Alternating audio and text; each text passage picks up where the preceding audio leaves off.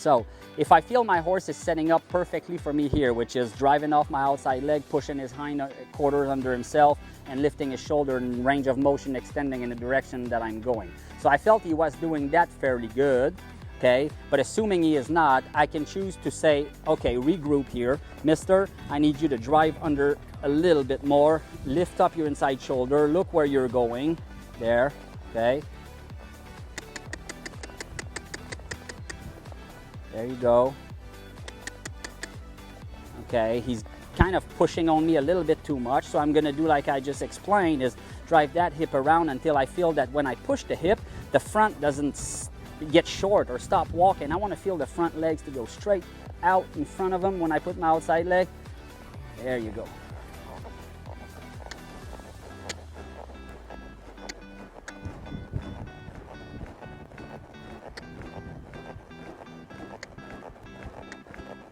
Oh. Okay, so this was a pretty good rundown. A little slower than I like, even with this speed, with this horse at this speed. I think he's getting a little tired and it's pretty hot today.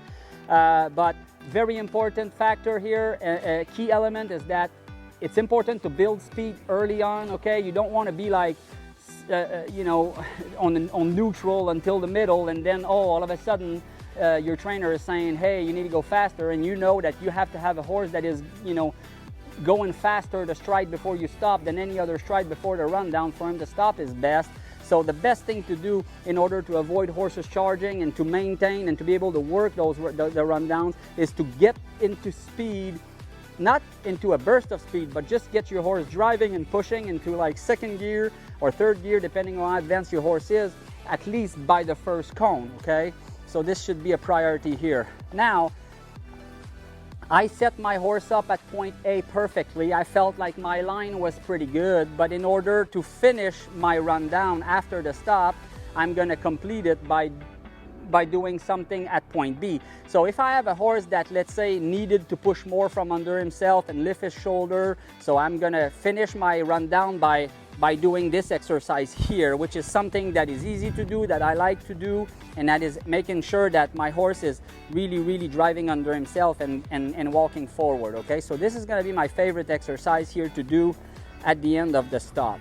If my horse stops a little bit stiff or a little bit nervous, then I may have just instead relaxed myself and just taken him into a slow turn here and being able to take his shoulder and make him look inside until he relaxes and keeps going on his own. Okay, this means, hey, relax your neck, free up your shoulders and free up your front feet in the stop. And at the same time, if he was pulling me to the left, is a good way to make him think about going to the right. Now I'm gonna go the opposite lead down. I'm gonna set him up. I don't like how he anticipated the lope, but then he regrouped. That's okay. I'm still gonna exercise him for the benefit of doing this perfectly. And he's very touchy to my right leg. He's been that way for the last few weeks. And in the first go round of the Derby, it cost me because he was sucking back on it a little bit, and then I used it a little bit harder, and then he got upset about it. So if you notice that sometimes his first reaction to my outside leg is to get a little bit like he got shocked, and then he moves, okay? So he knows what to do. It's just sort of I surprise him every time. But I'm like, hey, after 6 months, it shouldn't be a surprise anymore. But I think he's more on a ticklish side, so it's more when something sharp is coming to your rib, you tense up and react that way to it. So I try to ride, when I'm gonna work this horse off my spurs a lot and really work his belly, I'm gonna use a spur rowel that is a lot softer, the softest spur rowel that I have in the barn, in order to really, you know, buy peace as much as I can but be able to work as thoroughly what I want to work, as opposed to using a sharp spur that's just gonna make him more nervous or mad. But then when I feel that he's really ready to show and he's a little bit tired, then, and I don't need to be messing with my spurs too much, then I'm gonna move to something a little bit sharper or a longer route.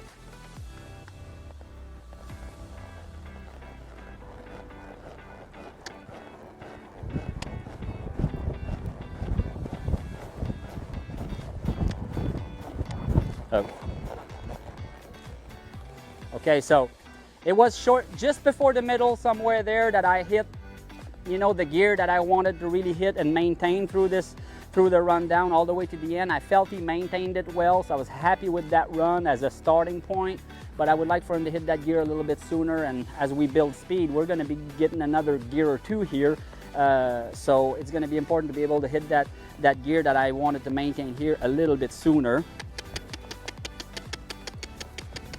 Okay, so I'm going to get him off my outside leg a little bit, but I'm going to use two hands and put my hands in a position where, you know, I'm not upsetting him, I'm not pulling against him, I'm just, you know, he's got a very easy way out of this. He just needs to move off my leg, okay? So I'm not going to make this too technical, but I'm going to remind him that he needs to move off my leg.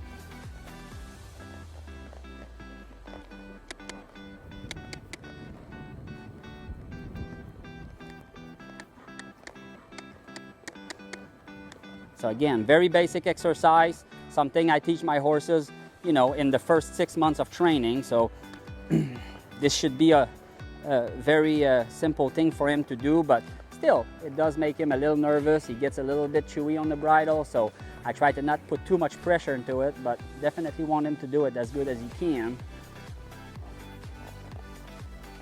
There, I put my leg, I felt him a little bit tense and ready, but he did not anticipate me, waited for me, so I like that.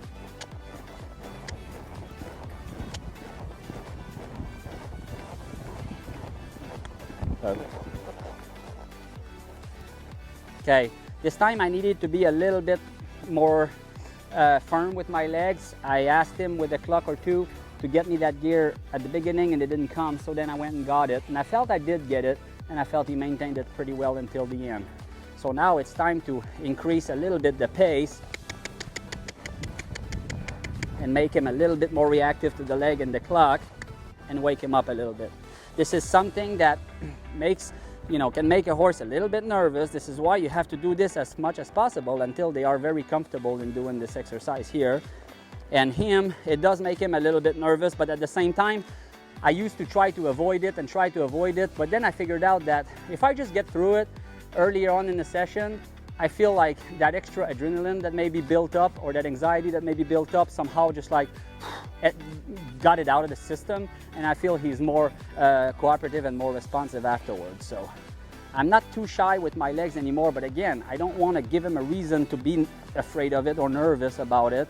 I know that he doesn't like it. I don't know anyone who would really like to be pushed around with the spur like that, but we have to do what we have to do in order to set our horse up to do it in the best position possible and to do something in the easiest possible way. And so he's learning to figure out that I'm not doing this to just upset him, that I'm doing this to help him. And I think this is what the biggest, the greatest feeling in a trainer is, when your horse actually starts to understand that what you're doing is to help them, and then they appreciate it, and then they give you a lot of effort in exchange, and then this is the start of good relationships and success in the show pen.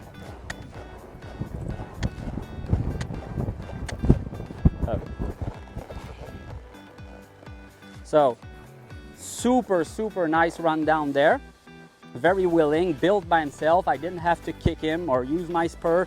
I just used my voice and rode him down there. So I decided to stop him a little bit shorter this time and see what he would do. Twisted his body a little bit, so this is why I turned him to the right. Again, this is a very simple exercise that I do for my spins, or, you know, for various things after the stop. Remember, the goal here is that when you have to hold them until they give you a perfect flexion and really move their inside leg and lift their shoulder, and when you release, they keep going by themselves. The cue here is opening the leg inside, toeing out, and this is what's telling the horse he needs to keep going. So this is just to sort of finish my stop by doing something opposite of what he did in the stop, which was sort of turn himself to the left.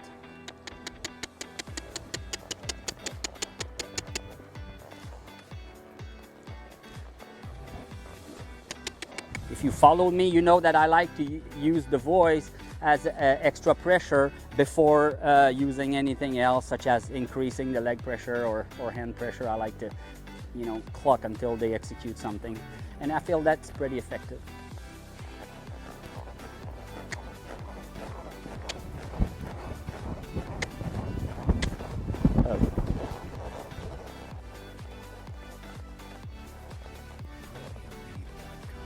Very satisfied on how he built the stop here.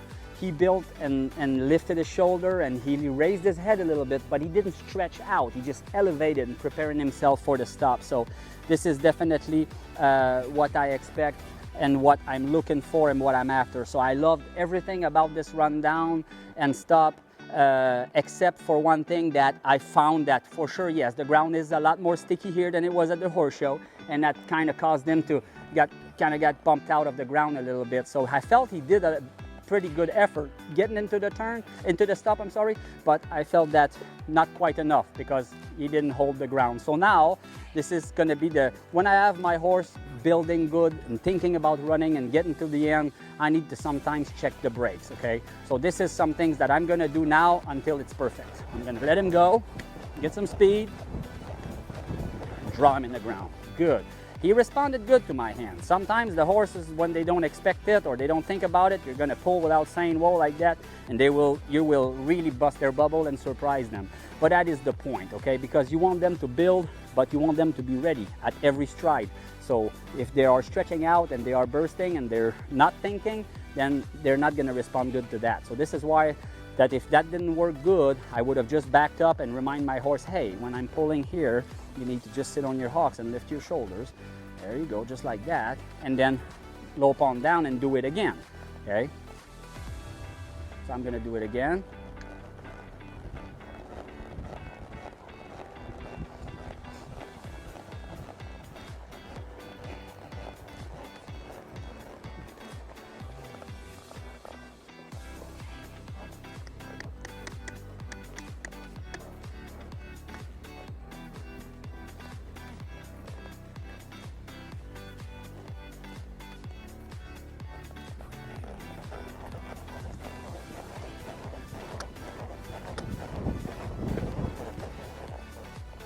Better there. Better reaction. So if you've noticed when I loped off is some horses, especially him, and horses are smart. So if you are gonna go one-handed and you're gonna go down and stop, and then you're gonna say, okay, now this time I'm gonna pull him to the ground and you go like this before you lope off, they're gonna feel you going two-handed and know you'll be ready for it, and they may not do anything wrong then, or you know, it may not allow you to really address the problem. So what I did there is I walked off one-handed, but when I went two-handed, nothing's changed. He didn't feel it and didn't know. Okay, so this was, but at the same time, I was where I wanted to be, two-handed, to be effective in my signal here. So I'm very happy with that.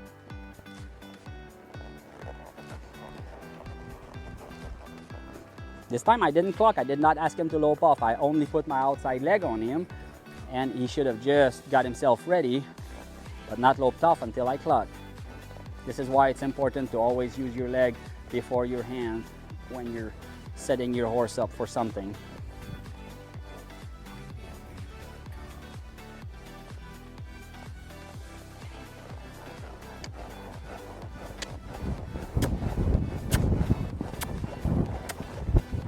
Okay. This time the stop doesn't matter so much. The rundown needed a little bit fixing. He anticipated the draw or he anticipated the stop. So this is a totally normal occurrence, but this is one of those times where I needed to remind him, no, we're going all the way to the end unless I make a signal that indicates so. And I did not. He was just anticipating me. So this is totally normal, and after working your stop or after working your stop cue or your draw into the ground, it's important to run him to the end a few more times and make sure that he's thinking of going all the way to the end, because again, this is the #1 factor. But when you are running your horse down to the end here, very important to realize that my correction here was the increase of use of my leg in the rundown, telling him, hey, keep going, okay? So when I get here, he needs to assimilate that in order for that to be to have been an effective correction the next run down going down. So if I correct this stop that wasn't perfect, which is normal because I was kicking him here, then he forgets about my correction there, then he gets worried about this correction here, and then I ruin it all. It was better to leave him alone here, let him assimilate that I said, hey, get down there, so that there's only one thing to process, and the next run down, I'm pretty confident that he's gonna think about going down to the end. I'm pretty confident that he's gonna also stop pretty good because I just checked my brakes a couple times, and I might check them before going. It's always good. So I'm gonna walk or trot as if I was going, stop.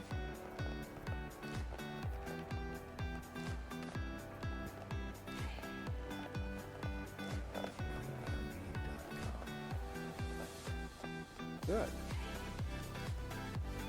I find we cannot be much more ready to run down and stop than we are now, so statistically speaking, this should be a good one.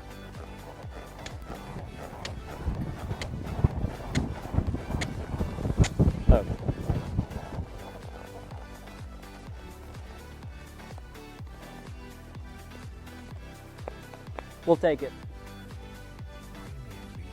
Well, I hope that you enjoyed this session, and I hope it was enlightening and will help you in succeeding with your horse.